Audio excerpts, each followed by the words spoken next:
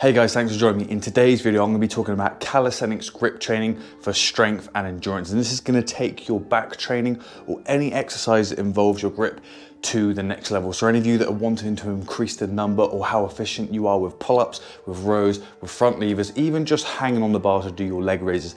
At the end of this video, you're going to have the information and tools to help take your grip training, your grip strength and endurance to the next level. The way in which we're going to approach this is from two different ways. One is going to be endurance. The second is going to be strength. The first thing we're going to be looking at, the first phase is going to be endurance. And this is probably going to be one of the most important phases, especially for people that are new, especially for people that are going to be wanting to do front levers or trying to extend how many pull-ups or rows that they do, because the majority of people, their grip does seem to be a lagging aspect of their strength and their endurance. If you're someone that wants to be able to do, a set of 5, 10, 15, or even 20 pull-ups, you have to be aware that you are going to be hanging on top of that bar for a certain period of time. So if you're finding that you cannot hang on that bar for that specific time, it's going to make it very, very difficult for you to be able to hit that certain rep cap when doing pull-ups or doing rows, because your grip is going to be tested even more than just hanging on a bar. So we need to see, like, okay, what are our goals? What are we going for? What is our existing strength level? What is our existing endurance for our grip muscles?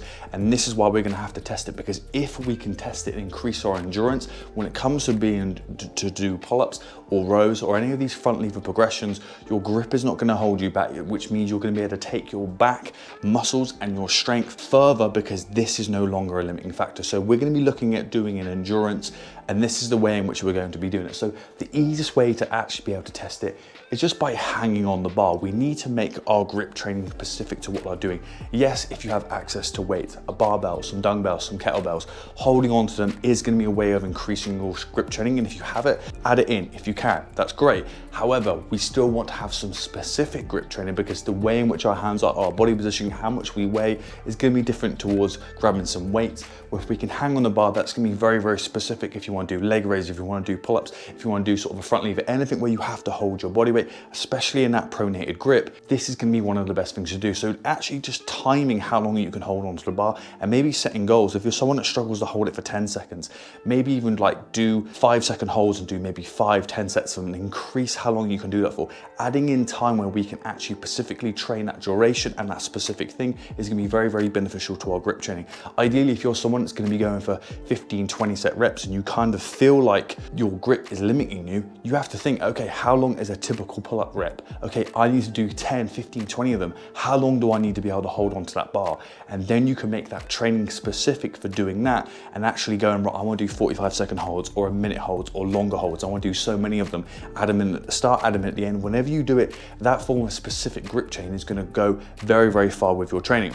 So when we're training our endurance, we want to be doing longer holds, ideally, or at a minimum, with our own body weight. However, I know there's going to be some people that struggle to even do pull-ups, so just actually hanging on the bar is going to be challenging. If you can do it and hold on to it, this is going to be a strength exercise for it. If it's something that you can't hold for longer than 5 or 10 seconds, this may be a strength exercise. And I will be going to the strength element of this part of the training later in the video, but if that's all you can do, that's all you can do. However, you want to supplement it with some endurance work. So what you could do is just go into an inverted row and actually just hold the inverted row. You can then play with how much of your body weight you're using until you're able to do the full body hang with just your body weight. The next way in which you can make it a little bit more challenging is actually doing them off rings. It may seem very, very subtle, but the difference between going from rings to a bar, the fact that it's not fixed and there's going to be that movement and stability, is going to challenge your grip a little bit more. And what you can do to actually make it a little bit more challenging, and you can actually rotate the rings while you're doing movement. If you're doing ring pull-ups, or you're thinking about doing ring pull-ups or adding them into your training, you will rotate while you're going through the reps. So if you can replicate that by doing these holds and maybe change it and start actually rotating while in the hang, that is going to be very, very beneficial too, and actually is going to make your grip training even harder. You can then, if you want to, move into something like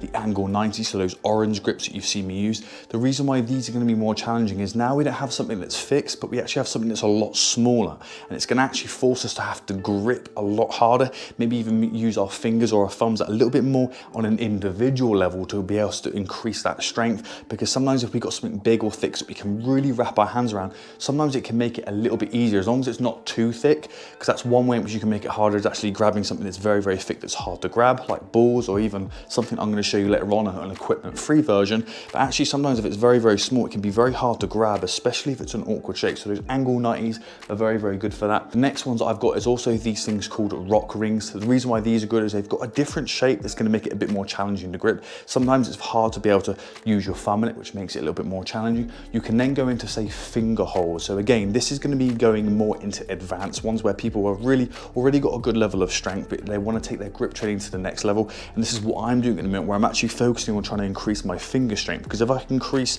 the strength of my fingers on an individual level, then when it comes to me grabbing things as a whole, my grip is going to be a lot stronger. And it's something that I may actually dive into. I may play around with a little bit of bouldering. It's something that me and my friends are thinking I might be doing soon, is getting into a little bit of bouldering. So increasing our strength, our pull-up strength, again, is going to be very beneficial for that. So you have those. These other things that I have, which I recently just bought, and I will be doing a full review on them. They come from a company called Dynamics. So that green pull-up handles that you saw me, those door frame pull-up bars, I've done a review on. They also have these things called power holds. And a quick summary of it now, but I will be doing a full in-depth view. But if you're interested in taking your grip training to the next level and you want to replicate climbing in a home environment, then these are a must, purely because of the different grips that you can have. The fact that you're able to use finger grips and change, you can even have these little magnets that go inside that are going to change the depth, which is going to put more of a hassle on it.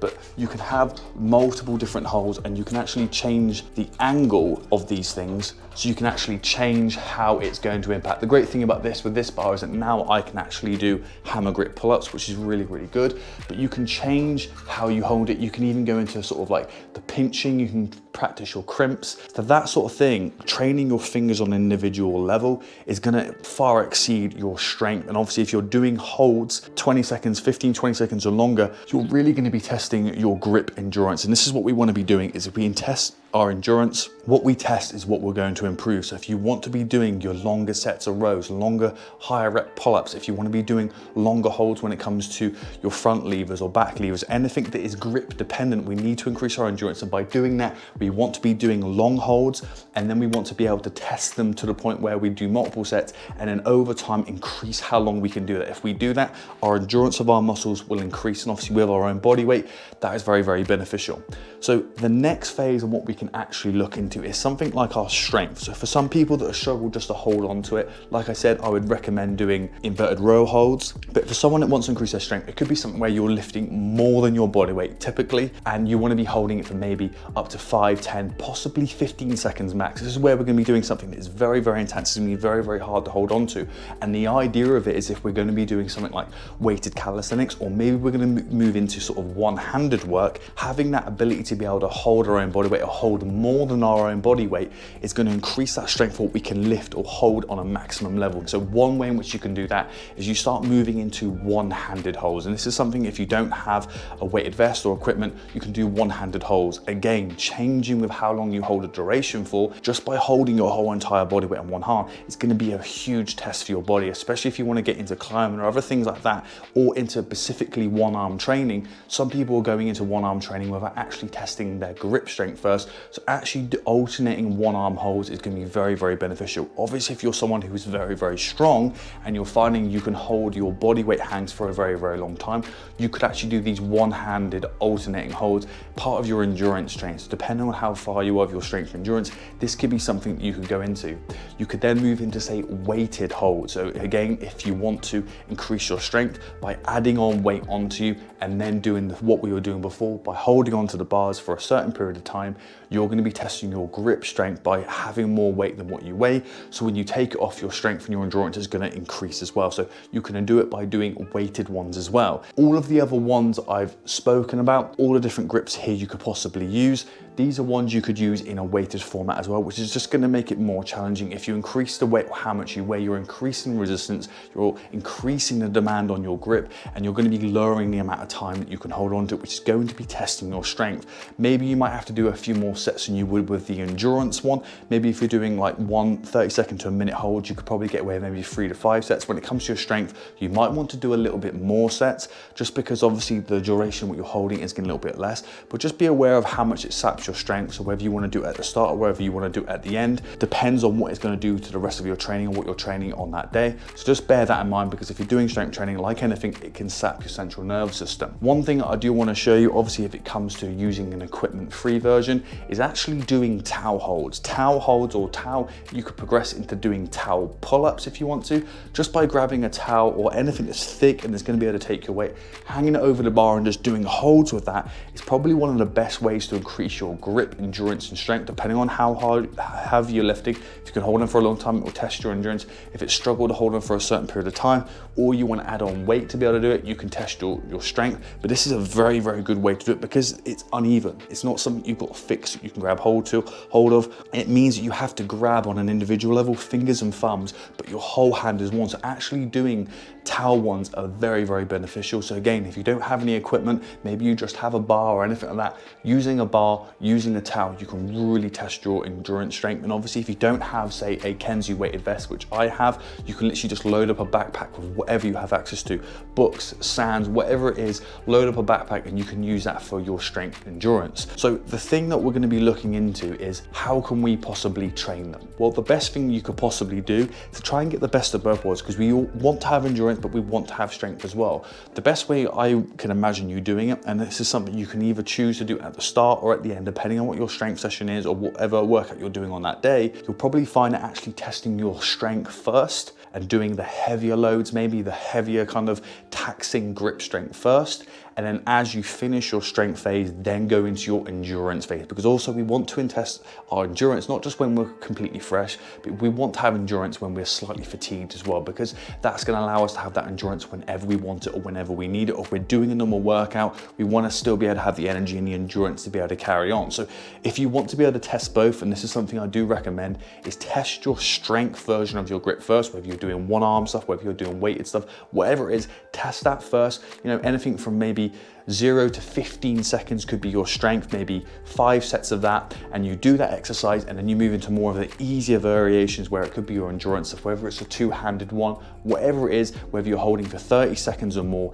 a couple sets of that. You do that a couple times a week, and I guarantee your grip training is going to go to the next level. I do recommend, as you get more advanced, to move into ones where you can actually play around with your finger strength, but go with it easy, because obviously if you're new to this, the tendons in your fingers may be new, so putting all of your weight into them could cause a little bit of stress, maybe a little bit of an overload on those connective tissue and sensitive areas if you're not used to it. So take your time with it, go easy with it. You can even, I can leave a link to it before, because I've used them before. You can get those actual finger workout things that you can do with those balls or those squeezer hands to get your fingers prepped for when you want to do more advanced versions like these and actually start putting all of the load into your fingers. But you can also use these and maybe do inverted rows of them to test it, to gradually build the strength up in these fingers, which you wouldn't normally use. But if you do that, I guarantee your overall grip strength will go through the roof if you start working on finger strength. And do an example of this is people that do climbing and people that do bouldering. Their grip strength, their ability to do pull-ups is phenomenal. So we should be looking at them of examples on how to take our grip training to the next level. So guys, if you found this video useful, please give it a thumbs up.